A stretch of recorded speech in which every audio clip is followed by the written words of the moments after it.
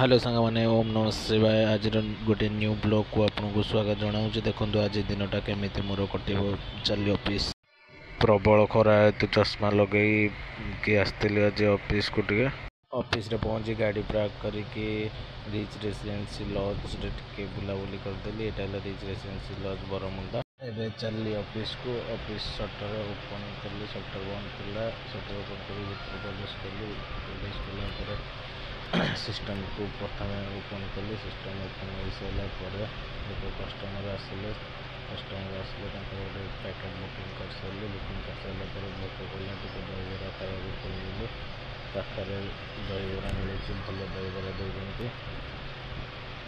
दहीबरा खाई सारी भाईना मो दहीबरा रेडी कर मो दहीबरा रेडी होगा देखु दहीबरा जाओ भल लगे टे कमेंट मध्यम जनातु दहीबरा खाई सारी फिर ऑफिस को जा।